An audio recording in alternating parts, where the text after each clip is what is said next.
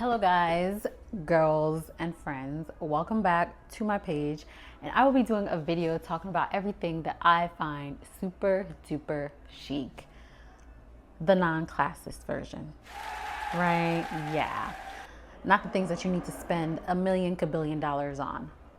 So the first thing I'm going to start with is, in no particular order, something based on a video I actually just posted, which is good shoes.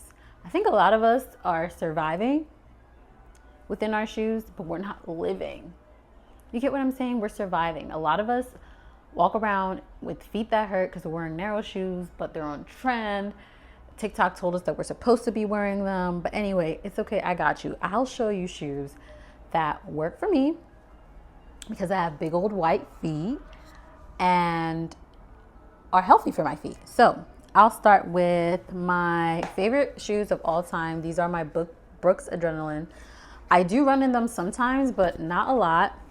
They are super wide at the top, and they obviously get a little bit more narrow around here, but for the main part, they are pretty wide at the top. I did try to clean on the bottom before this video, but girl, it is what it is. They're super comfy. They're half a size up. And just remember, if you're exercising or going to do a lot of physical activity, your feet will swell.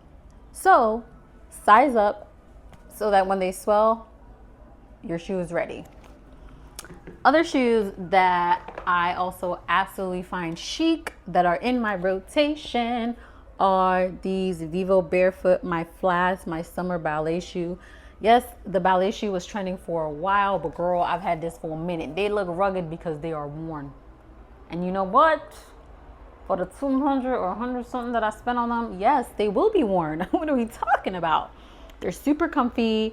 They wear well, and they make my feet a lot stronger. And for all the girlies there who are having back problems, shoulder problems, like me, because I got that Hunchback of Notre Dame thing going on. Strengthen your feet, girlies. Also, if you have wide feet, strengthen your feet. Now, these are can only wear them in certain circumstances because they kind of look like clown shoes, shapen barefoot shoes.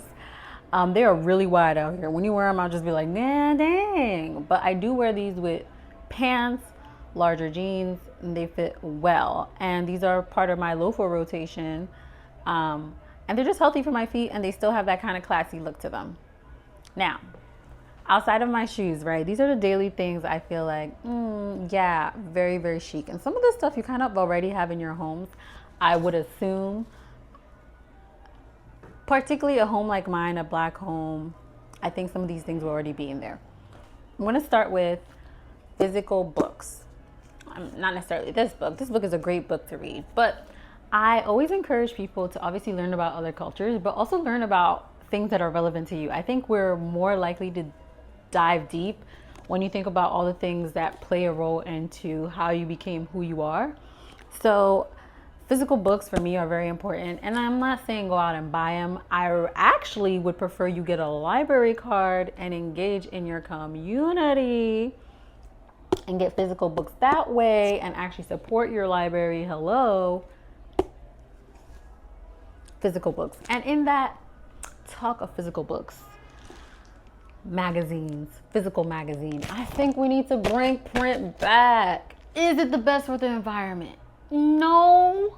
But also, the internet isn't either. And like anything to get us off the internet. Magazines aren't even cutesy on the internet for real. Like, it's really cutesy when you can hold it, you can scroll the pages. Now, the magazine I'm using is a 1973 magazine, and of course it has Miss Beverly on it. And again, one of these things that I talk about, again, like I mentioned before, is something that's important to you, and she was one of the first black women on a Vogue magazine, so of course this means a lot to me. And this is like an old vintage glamour magazine.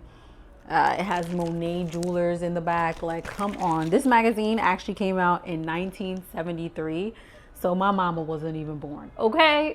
So, you know, a little part of heritage. And in talks of magazine, I got my first batch of magazines from this lady that I went to church with. And they were, I believe, Life magazines and she just had a whole bunch of collection, and she was like, here, you can have them. And I learned so much about what was happening in different times through those magazines. And it's like super cool because it's like you never really think, we always think that we have to buy, but sometimes we can continue history, right? We can hold on to things. And I'm not saying become a hoarder, because some of us are on the brink of becoming them. Not me though. But we can carry on history and culture by kind of holding on to these things, and everything doesn't have to be new buy. This was a great find. But not everything has to be bought brand new. That's just like my idea. Now, another thing that I think is really chic is having a good old photo album. Now, this one kind of eased. It has kind of the whole, I've traveled, I've worn it, I've used it. It's also because it's like 20 years old.